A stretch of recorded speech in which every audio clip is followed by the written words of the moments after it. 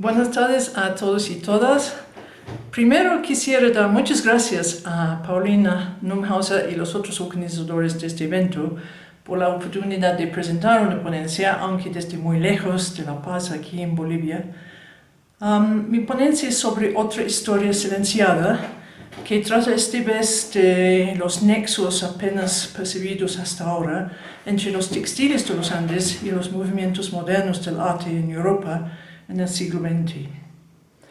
En el periodo 1870 a 1920, muchos textiles de los Andes excavados en sitios regionales por arqueólogos y vaqueros se volvían parte del flujo de mercancías entre los coleccionistas a nivel mundial, llegando a museos de París, Múnich y Berlín, entre otros, donde en las exposiciones de aquellos años llegaron a un público europeo aún mayor. En estas idas y vueltas, los textiles y otros artefactos arqueológicos salieron de la oscuridad de las tumbas precolombinas para ser escudriñados también por los artistas europeos, con varias consecuencias. La escala de estas actividades era inmensa. Estamos hablando de la entrega al Museo für Volkerkunde en Berlín desde 1899 de más de 10.000 textiles por un solo coleccionista, Wilhelm Gretzler. Inspirado por el interés ya generado en Europa, centros textiles llegaron a Nueva York en la década de 1930. La efervescencia de este interés debe ser entendida en el ambiente cosmopolita experimental de aquellas décadas, bajo la sombra de la Primera Guerra Mundial, la instabilidad de los mercados y las amenazas del fascismo, y la muy difundida neurastenia o neurosis de angustia sufrida por la clase trabajadora bajo el régimen industrial, cuyas modalidades de curación incluyeron las prácticas holísticas de los pueblos nativos. Varios estudios, Brown, Paternoster, Reed, Dushak y Barker, ya documentaron el tremendo impacto de los textiles andinos en la creación de las ideas europeas y norteamericanas de los movimientos artísticos al inicio del siglo XX. El cubismo, constructivismo, abstraccionismo, la tectónica del Bauhaus y sobre la modernidad en general. Algunos de estos estudios incluso trazan la continuidad de las influencias de los textiles andinos en otros movimientos artísticos de las décadas posteriores. El reductivismo, minimalismo, expresionismo abstracto, la pintura de línea blanda o soft edge, desde los años 40 la pintura según campos de color y más tarde aún el arte sistémico. En parte, lo exótico de los textiles andinos ha debido inspirar a los artistas europeos de la época. Muchos ejemplares precolombinos presentaron una gama de estilos y patrones desconocidos hasta aquel entonces y combinaciones de colores muy distintas a las paletas del repertorio Europa al inicio del siglo XX. Pero, ¿por qué este impacto tan llamativo de los textiles andinos en el arte europeo? Se trata de distintas épocas, civilizaciones con organizaciones socioculturales muy distintas y un sistema muy diferente del auspicio de las actividades artísticas. En los Andes, ciertos textiles antiguos todavía servían funciones estatales, como tributo o dones entre aliados, y religiosas como parte de las ofrendas a templos y deidades. En las actividades europeas del arte del Belle Époque, se trataba de contextos mucho más seculares. Entonces, ¿por qué la atracción del mismo contenido iconográfico? Hasta ahora, la historia del arte suele pasar por alto este fenómeno intercultural, tratando la modernidad como un fenómeno únicamente europeo, o, en el mejor de los casos, de lo ecléctico. Las razones por esta ambición conceptual no son tan claras. Planteo aquí que, aparte del eurocentrismo en juego, no se ha podido entender los términos de este debate, lo que busco aclarar. Mi argumento es que la mayoría de los estudios de este fenómeno pasan por alto un examen de las epistemologías y las ontologías subyacentes en el arte de los Andes y de Amazonas y la naturaleza de su impacto a nivel internacional. En este periodo anterior a la llamada revolución primitivista, el reto era cómo representar al otro, con aversión, admiración, como algo infantil o faltando sofisticación técnica. Se ignora así el carácter de las fusiones logradas a través de las influencias eclécticas y también las ideas al fondo. La situación histórica de la modernidad europea es aún más compleja, puesto que allí varias corrientes del pensamiento van entrecruzándose. Percibo por lo menos 4 corrientes casi contemporáneas en juego. La primera sería el punto de vista que identifica en la modernidad un fenómeno interno a Europa. La segunda sería el punto de vista que ve en la modernidad europea un fenómeno de apropiaciones de lo foráneo, del arte indígena de los Andes en este caso, pero sin explicar los elementos influyentes que podrían dar el inmenso poder y universalidad a estas apropiaciones. Menos examinadas hasta la fecha son 2 otras corrientes artísticas casi contemporáneas con la apropiación modernista y europea del arte indígena de los Andes.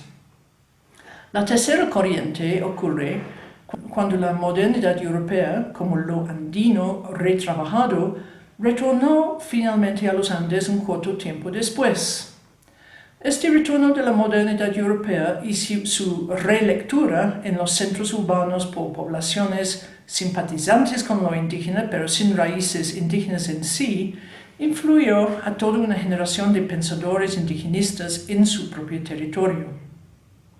En el Perú, esta corriente inspiró a intelectuales como Mariátegui, Salazar Bonde, Gamaliel Churrata, César Vallejo y artistas regionales inspirados por los textiles andinos hasta hoy. Elena Iscue, Jorge Eduardo Elson, Esther Chacón, Cecilia Vicuña y muchos otros. Más importante aún, una cuarta posibilidad centrada en las epistemologías y ontologías andinas que se expresa en el arte textil de los Andes y también Amazonas, busca contestar la siguiente pregunta.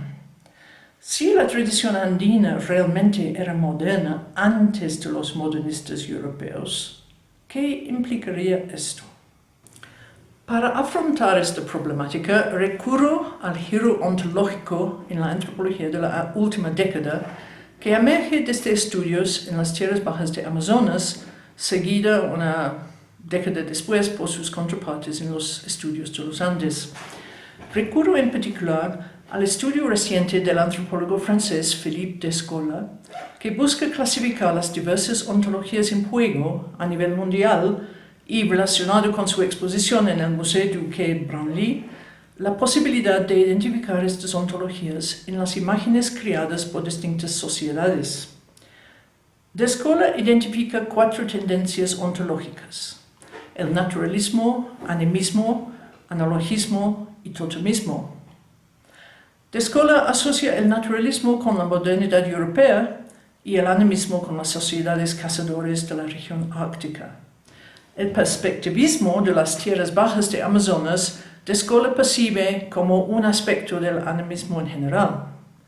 El totemismo Descola asocia con los aborígenes de Australia y el analogismo con las sociedades americanas de los Andes, amerindias de los Andes y Mesoamérica, donde la presencia del Estado ha jugado un papel importante. Las sociedades que manejan este tipo de ontología se caracterizan por símbolos sincréticos en que la totalidad transciende la suma de sus partes y en que se tiende a recurrir a figuras que expresan estas totalidades. Entonces, ¿cuáles son las características ontológicas expresadas en los textiles andinos que podrían haber influido al naturalismo europeo e incluso chocado con ello para iniciar ciertos aspectos de la modernidad al inicio del siglo XX? Tengo más datos con referencia a los textiles etnográficos contemporáneos, pero notamos similitudes en muchos aspectos con los textiles arqueológicos. Ya determinamos que los componentes de la composición textil e incluso de su composición física se puede entender en términos analógicos, en una especie de esquema canónico o cosmograma del universo conocido en los términos de Descola. Por ejemplo, es común expresar en la composición del amante femenino o aguayo elementos del territorio donde se ha elaborado el tejido, especialmente sus recursos: cerros, ríos, cultivos, terrazas, chacras y canchones, animales y aves. Y además de delinear en los caminos de los diseños los nexos con las rutas terrenales y celestiales que entrecruzan este territorio. Es decir, según principios singulares se agrupan varios elementos en una totalidad comprensible. Por otra parte, se considera en la actualidad que el textil está bajo el dominio de las mujeres y se expresan en las áreas figurativas aspectos de su fertilidad y la potencia del cuerpo femenino, especialmente cuando la mujer tiene su sangre.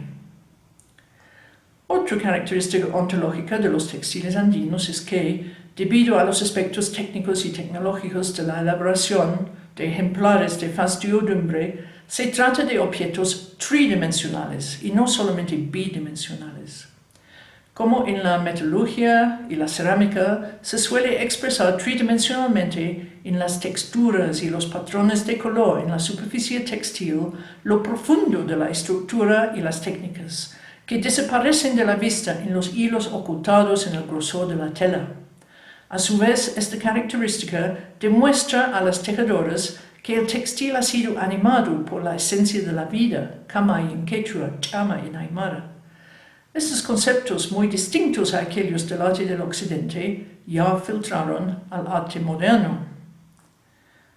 Aún otra característica ontológica de los textiles andinos es su organización modular. Como parte del lenguaje de comunicación que los estados andinos del pasado han debido difundir a sus ciudadanos, propongo que en esta organización modular se visualiza las relaciones de trabajo y la medida de la mano de obra en formas colectivas de manejar la integración ecológica.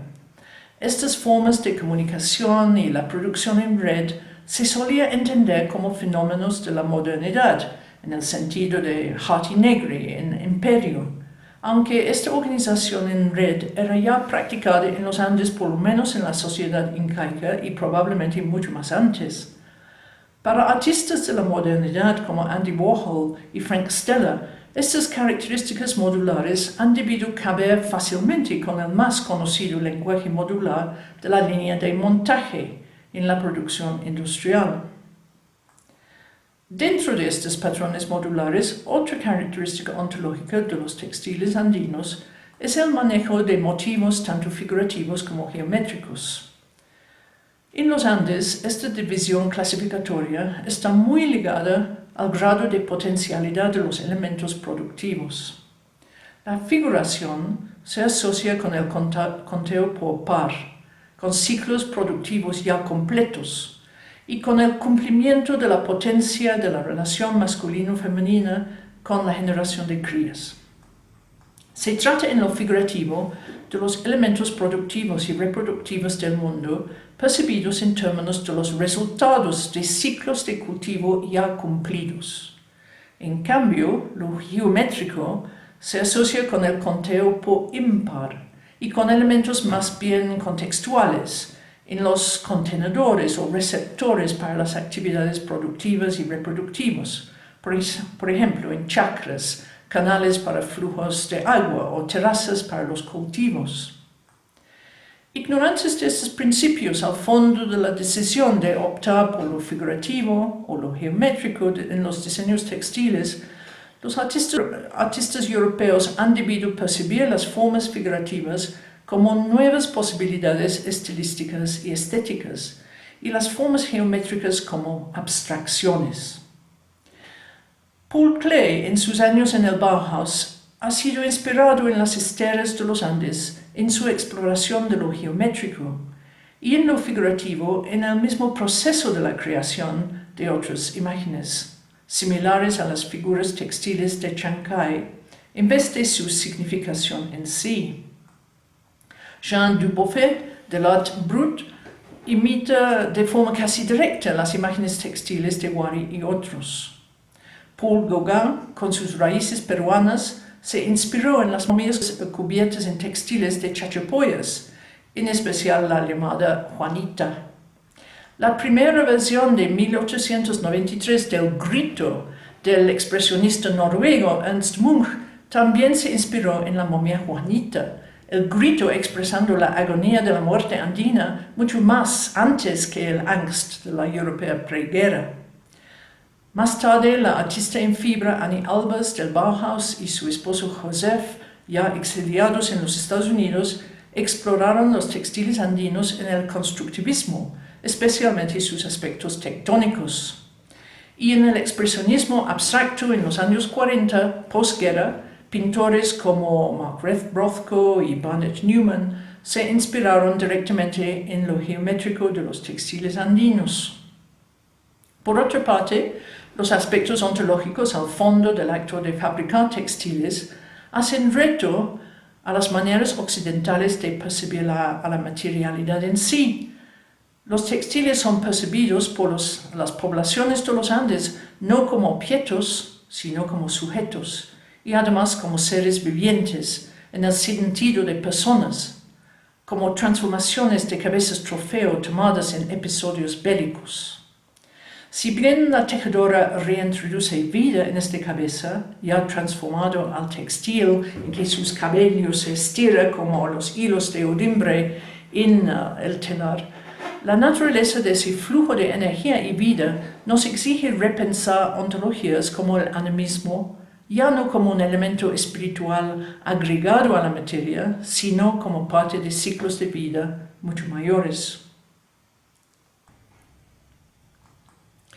Estos nexos ontológicos entre los actos creativos y destructivos se expresan en ciertos aspectos estéticos compartidos entre el textil andino y el arte gráfico de las tierras bajas, en contacto durante milenios, especialmente en los diseños llamados Kené de ciertos grupos con diseños y su energía subyacente que se relaciona con la sangre femenina. Primero, la atención se dirige hacia la dinámica del mundo y sus transformaciones constantes. La figuración a menudo trata de las transformaciones de humanos en animales o aves y viceversa. Segundo, se expresa estos campos de fuerzas en la atención en ambas tradiciones artísticas para delinear caminos de un tipo u otro en la organización de los diseños, a modo de educar la atención del observador. Estas preocupaciones artísticas de las poblaciones amerindias con el flujo del mundo contrastan dramáticamente con las escuelas europeas de la historia del arte, que perciben en la iconografía objetos estáticos y terminados, cada uno con su significado distinto. En el choque europeo con los textiles andinos, con la modernidad, muchas imágenes comenzó a expresar el proceso creativo de su elaboración, como hemos dicho en el caso de Paul Klee, y ya no representaciones de elementos externos a estos procesos. Ya vemos patrones alternantes de gestalt, diseños inestables, juegos entre simetría y asimetría, el interior y el exterior de espacios tridimensionales y el uso experimental de formas geométricas y figurativas. Además, los fenómenos visuales comunes de estas experiencias colectivas suelen centrarse en diseños que hacen reto a la mirada cotidiana, sobre todo en los patrones laberínticos y sin bordes que permitían a los participantes en ritos colectivos de ingerir alucinógenos o bailar, de experimentar cambios dramáticos de escala en que estos diseños asumen aspectos de la bóveda celestial interminable. Para manejar estas experiencias sin perderse en ellas, los participantes en estos ritos deben aprender a guiarse mediante los cantos acompañantes que, como los diseños, fungen como caminos entre una etapa de metamorfosis y otra. Esta evidencia sugiere que muchos nexos y similitudes entre las prácticas artísticas de ambas regiones se deben al hecho de tratar de artes bajo la influencia del consumo de alucinógenos, lo que contribuyó a las expresiones visuales de una iconografía en común. ¿Sería posible que este fenómeno de consumo ya resonaba para los receptores europeos del arte andino, precisamente porque se trató de un contexto artístico parecido en Europa a fines del siglo XIX y los inicios del siglo XX? Recuérdese que en aquellos años se trataba de un ambiente sumamente experimental, vinculado con la condición diagnosticada como neurastenia de los trabajadores sedentarios de la producción industrial. Para los trabajadores de Europa y los Estados Unidos, el consumo de estupefacientes de un tipo u otro, té, café y hojas de coca, combinado con prácticas espirituales vinculadas a los amerindios nativos, era ya parte de los quehaceres cotidianos para responder a las condiciones del trabajo industrial. En Europa, a fines del siglo XIX, la absenta o ajenjo, una bebida alcohólica de sabor anisado con un fondo amargo debido a las hierbas agregadas, se hizo popular en Francia entre los artistas y escritores de París, hasta que se prohibió su producción en 1915. Aparte del opio y sus derivados, el consumo de la cocaína en varias formas era popular entre los artistas de París y otras ciudades europeas. El vin Mariani, en base a la coca, era producido por Angelo Mariani en Bordeaux desde 1863. Luego Mariani abrió un salón y laboratorio en Neuilly sobre el río Seine, importando 20.000 kilos de coca por año desde el Perú para elaborar su vino de coca, además de tés, patés y pastillas infundidas con cocaína, todos dirigidos a una clientela sufriendo los efectos de la neurastenia. Iniciativas parecidas ocurrieron en Frankfurt y otras ciudades europeas. Nexos entre el arte chamánico y el consumo de psicotrópicos de varios tipos en el complejo de rapé de siglos pasados han sido establecidos tanto en las tierras bajas como en las tierras altas. Para entender los nexos entre el consumo de narcóticos y las características de las expresiones artísticas, el debate sobre mentalidad y visión de las últimas décadas nos muestra la posibilidad de que ciertos motivos gráficos a nivel universal fueron producidos no tanto por el efecto de elementos locales, sino por fenómenos neurológicos y químicos comunes en los seres humanos después de consumir alucinógenos.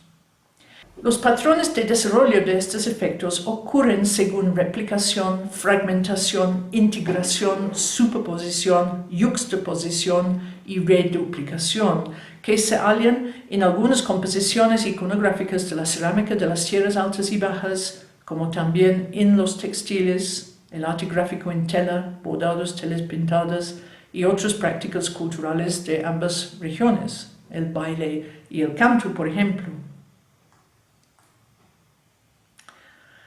Para el antropólogo austriaco Reichel Dolmatov se deben entender estas imágenes como epifenómenos de las prácticas de consumo de los psicotrópicos en contextos rituales y como la consecuencia del contacto e intercambio constante de estas imágenes entre culturas. Entonces, mi propuesta tentativa aquí es que en los albores de la modernidad europea, el fenómeno de las experiencias sensoriales en común entre las poblaciones de artistas de las ciudades europeas y las poblaciones regionales de los Andes y de las tierras bajas de la Amazonía podría explicar no solo la recepción tan cálida de parte de los artistas europeos del arte de los textiles andinos, sino también su estado mental receptivo para experimentar con las nuevas concepciones ontológicas del mundo implícitas en este arte. Gracias.